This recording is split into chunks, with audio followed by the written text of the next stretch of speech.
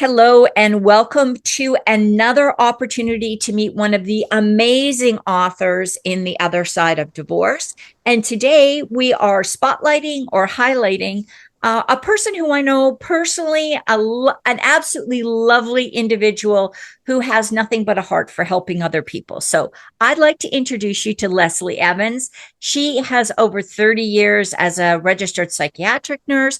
But now in her new life that I know she's going to talk to us a little bit about, that she really focuses on helping women through finding passion, purpose, uh, changing what they're doing, and really bringing about the life that they want to live.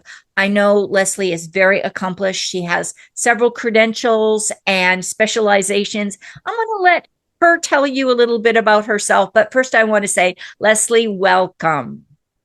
Thank you so much, Marty. I so appreciate you, and I appreciate you inviting me along to be part of this amazing and important book, and for allowing us to have this chat this morning. I always love chatting with you. Well, I love it too. And I love learning from you. So that's what we're going to do now. I'm going to pop off the screen. I'm going to turn it over to Lesley Evans, and she is going to tell you a little bit about herself, the chapter, and the message that she provides for all her clients.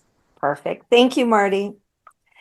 Well, you might wonder why I felt so strongly about being part of this book, The Other Side of Divorce. And of course, it comes from personal experience.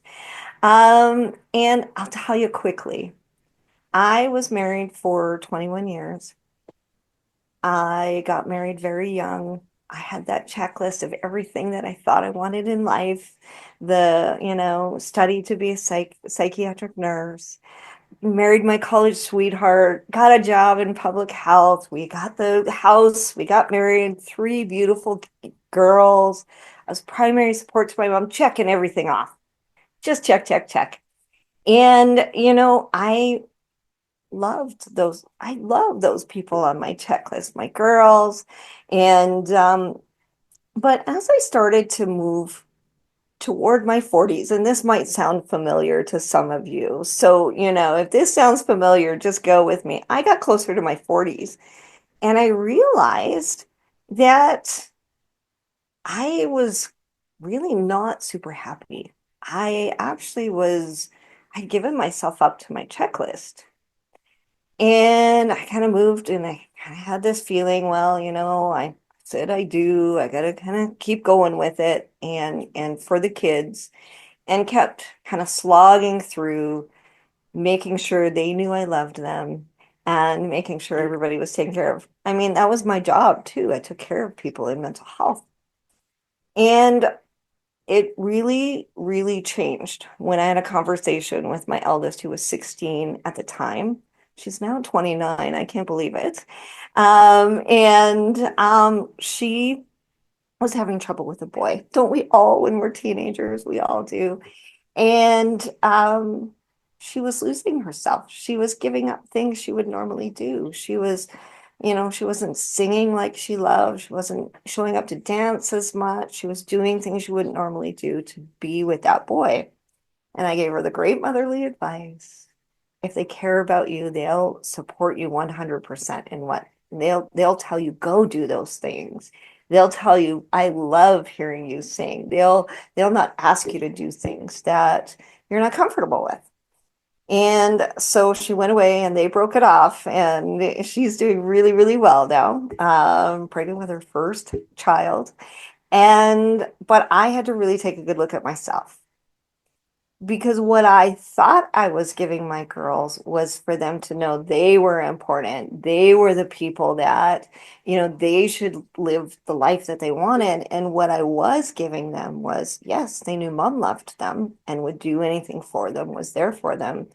But what I was also modeling is that when they love somebody, they go last. Oh, I just got chills for that one. This is really important for some of you to hear right now.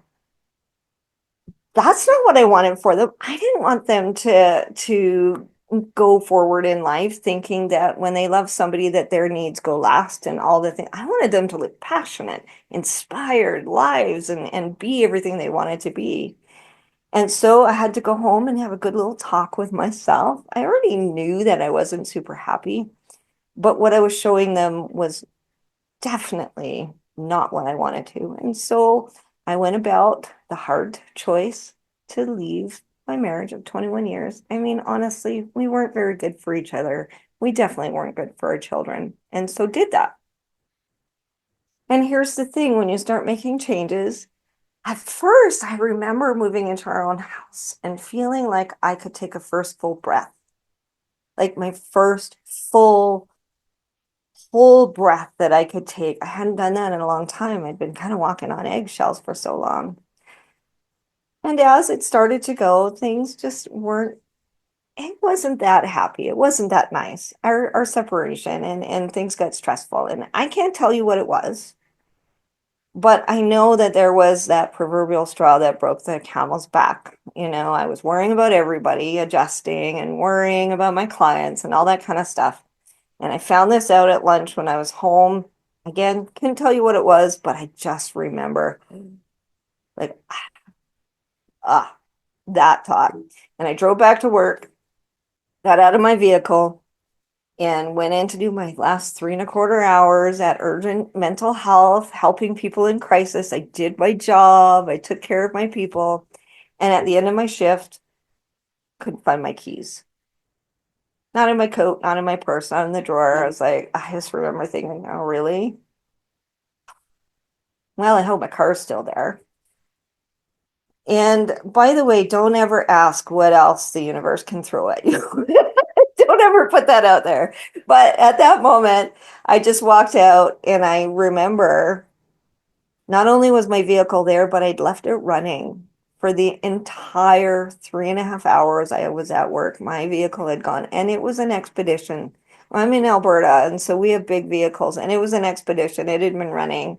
And I just remember getting in, and the funny thing is turning it off and just taking that breath and putting my head on the steering wheel. I'm sure you can see it, and just thinking, I'm as empty as my gas tank now is. Like I've just got nothing, and I've been giving it for so long. And again, started the car up, put $10 of gas in because I think I was, challenged financially at the time within the midst of separation. And I sat down and I surrendered. I just finally said, okay, I'm not doing well. What do I got to do? And it was in those moments that it started to become clear to me that I really needed to start focusing on myself.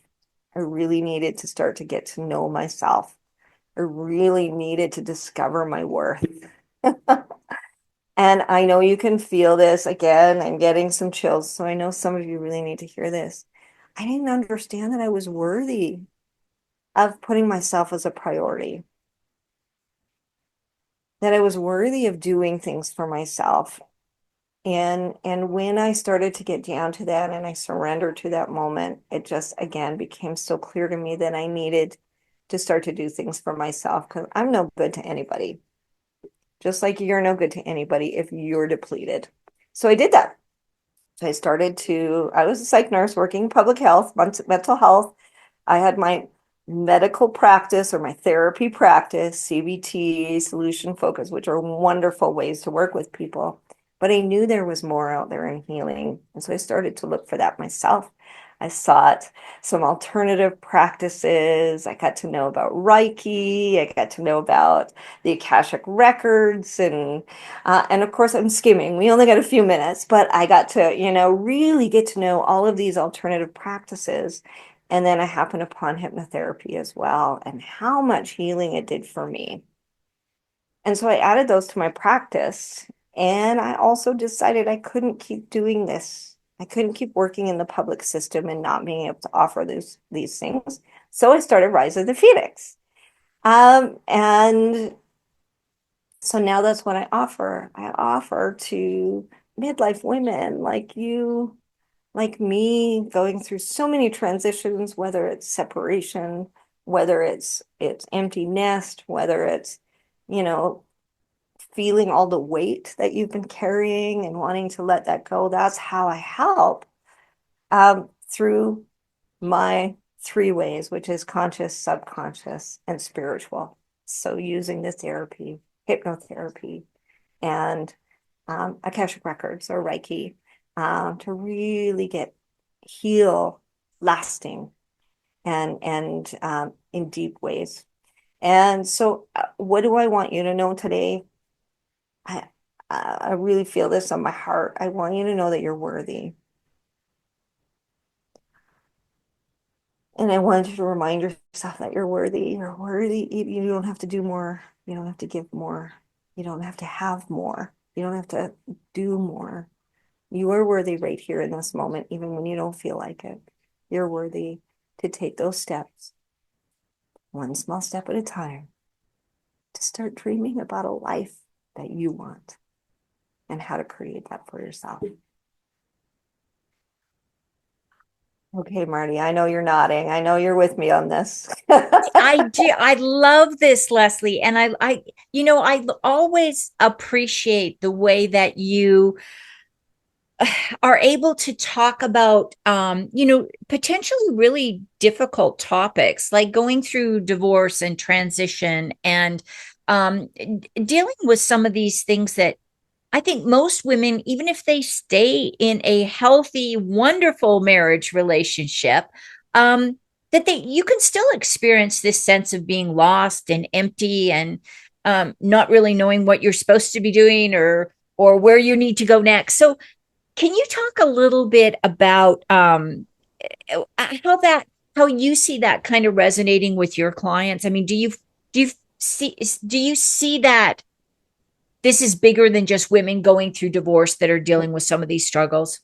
100%. And I can tell you, I have been blessed with a second marriage with, someone who's so supportive and so encouraging and wonderful and we're equals in every step. And I still have those challenges with trying to figure out who I am and where I go next. So it doesn't have to just be divorce. You're right, Marty. There's so many transitions that happen, whether it's your kids are growing and don't need you as much, finding different roles, finding that you're just not happy and looking at it like, I should be happy. I have Right. everything I wanted. Right. But you're not just happy, and that's okay. Yeah. Yeah. It's okay to look and say, I have everything I wanted. Why am I not happy? It's okay. It You know, just means it's time for the next step. yeah, and so I'm gonna say this, and I don't know why I thought of this. So just full disclosure, Lesley and I have known each other for a few years. Yes. We've been at least one event. We're both together, like a physical training thing where we were in New Orleans. We both ended up in New Orleans. And we're both from the same area. I'm from Canada. She's from Canada, like literally 100 miles away from each other. Exactly. And so so we have a little bit of similar background, but I think this is very common. What do you think? This is a really weird question, so bear with me. All right, But I'm good to but go. what do you think women 50 years ago? Because there were even 30 years ago, but I'm going to go 50 years ago, would have were experiencing like how do you think this sense of midlife or even earlier, what the hell am I doing? Like, do you think that's always been something that people have experienced and how do you see that playing out? Like, let's say Mm. we could time walk back 50 years. I would say it has been there for more than 50 years. This is centuries old. Where women have this kind of gone, this was the role that's been expected of us to get married, have kids, take care of the family. And then it kind of moved into now you got to work because we can't we've got to have two incomes, but you still are kind of, and I'm generalizing. I Yeah. know that this isn't for everyone, so I want to make that very Yep. clear. I know not everyone is like this, but generally, it's been, also, not only am I working, I'm also still in charge of the family home. And so we kind of slipped into this role that was expected of us, but we also thought that that was our checklist too. This is Right. what made my life, right? Right. And I had that checklist too. And that it wasn't quite 50 years ago, but um and as we've gone through and people and our people or our checklists haven't needed us as much, we've started to go, okay, like where did my life go? Right. Now what do I do? Now what do I do? I'm actually, I don't know how happy I am. Right. 50 years ago it wasn't as easy to take the steps that we could, not that they're easy. I'm talking from a legal Right. standpoint and Right. even societal standpoint. It wasn't as, it was way harder to take the steps we can take now to say, I'm no longer tolerating not being happy. Right. And the steps to take to be happy isn't always divorce. Right. That's one of the options that can happen. But sometimes it's like, you know what? I know you guys like roast beef and potatoes for supper, but tonight I want to have like chicken parmesan Yeah. because that's what I want, right? Right. And so we start to come to this point of thinking, well, what I know I've always lived for my family. What do I want to do now? Right. I know you guys like my hair and my clothes this way, but how I want to wear them. Right. So I do believe, I know I kind of went off track a little bit there, but I do believe this has been around for centuries Right. and it's been passed down generation. Like I look at my role models, my mom, and she sacrificed herself for her family and for my family because that's where she found her worth. Right. But and I this, Marty, I lost her just over a year ago, and it was due to her not taking care of herself and putting everybody else first. She started to have diabetes type 2, and all those other things that contributed to her actually passing away. Right. And that's why I've become so like fired up about this. We don't have to do this anymore. Right. Right. And so as always, I know how important your mom was to you, and I know how tough this has been. And life doesn't, unfortunately, when you go through a divorce or when your children are moving out, or maybe when you're dealing with a career transition, the other parts of your life don't go, oh, you're already struggling in this area, so we're going to be really good to you over here. Like it seems like things just dump on you at times. And Yeah. and I want to stress something that Lesley said that's really important here. There are there are people, men and women, that absolutely their passion and their purpose in life is being that support person for their family. Yeah. So if you're listening to this and going, but I'm really satisfied with being the support person for my family, we are cheering you on and saying, congratulations, wonderful. You have found that place where you feel that this is what I'm here for. And that is phenomenal.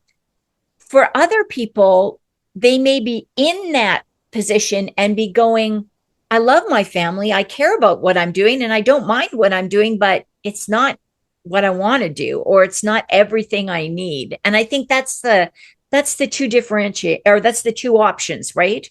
Yeah, I think for me, when I look at it, when you're giving, and I know I've said this before, and when you give from this place of guilt and responsibility, I have to do this. If I don't do this, nobody else will. Right. Kind of feeling, you create this almost contract that they also need you. And I can take this example with my kids. I mean, I was always there. They could just lift the phone up and mom was always there. But what I created is they always needed me. And so I always needed to be there. But when you go from a place of self-fulfillment, so you're taking care of yourself, you're fulfilled, you're feeling passionate, and you go from a place of love, so you can offer the same support just from a place of love rather than responsibility, it allows them to fly, Yeah. to be independent, to go help others, to pass it on rather than this attachment. Yeah. So I'm not saying supporting is not okay. What I'm saying is taking care of yourself is the important part of that, so that you give from a place of love and not a place of guilt and responsibility. You know what, this, when you were saying that, this just triggered something. A conversation I just had with a client maybe a week ago. Um, she was very up, she's gone through a divorce, so they're physically separated. Their kids are young adults, so they're no longer living in the home. One's at college, one is actually moved out and in a different state and is on completely on their own. But they have this family tradition at Easter, which is coming up in the next few months.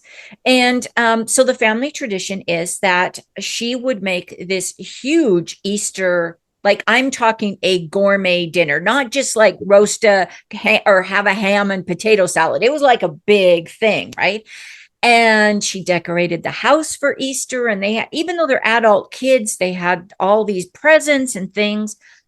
And she told me, she said, if there's one thing that she could get rid of in the divorce, it would be, and this was her words, that damn Easter celebration. And I said, well, what would happen if you just didn't do it? Yeah. She's like, well, everybody expects me to do it. And I said, but it doesn't sound like it's fun for you. And she goes, well, I hate it. And I said, well, then, these are grown ass kids. Just tell them. And so what she did is she actually got them all together and said, look, this year I'm going to be doing something for myself for Easter. She's planning on doing a trip with a friend of hers, and they're going to go on this trip. And do you want to know what the family said? The family said, thank goodness, because we don't really enjoy those fancy Easter dinners because you are so stressed out. It's not even funny. Yes. Yes. And so that's kind of that's probably an oversimplification of what you're talking about, but it is that sense of we've created this contract between us, and we have to keep doing it. Yeah. Yeah, like she was like, I'm resenting this, but I'm going to do it because, and they're like, well, we can't tell mom we don't like this Exactly. because she's doing it. And so when she was able to say, you know what, I think I need to do something else this year, they said, oh, thank goodness. Exactly. They were able to, and they can make their own traditions. And this is also part of kids growing up and leaving the house too, which is part of that transition that's challenging. We don't have those traditions that we've had every year. Christmas looks very different here than it used to. Right. Right. And we're all good with that. Yeah. And that's the whole, I'm going to bring it back to the book here and say that's one thing that's a common thread through all the chapters is it was only through making changes in ourselves that we found that place where we were happy, and then we could support and enable, in a good way, help our kids and even sometimes exes to be stronger, better, more independent, and thriving on their own. So, Lesley, I loved your chapter in the book. I'm going to highly encourage everybody. Make sure you read Lesley's chapter in The Other Side of Divorce, because it's going to give you, as you can tell, some really key little nuggets of information, but also you have a wonderful way of just inspiring people to consider new ideas and think about things. So, Lesley, if people do want to find out more, I know your information is in the book, but just if they're just watching the YouTube and they want to find out real quick how to find out more about you or get to know you, what's the best way for people to find out about? Well, there's probably two ways. There's one is my website. So that's riseofthephoenix.org. Or you can find me on Facebook, and that's always a great way to get to know somebody. You get to know me a little bit better that way too, and anything that I'm offering, and there's always a lot of love to be found. There definitely is. And Lesley, this is exactly how Lesley is. Every conversation you have with her, it is so fun. It's just a lot of information, just really super easy to talk to. Lesley, thank you so much, and thank you for being a author in The Other Side of Divorce. It is absolutely my pleasure, Marty, and thanks for making it all happen. Well, thank you. And don't forget, if you're listening and watching us, don't forget that all the other authors are also interviewed. So check out their YouTube videos as well. Take care.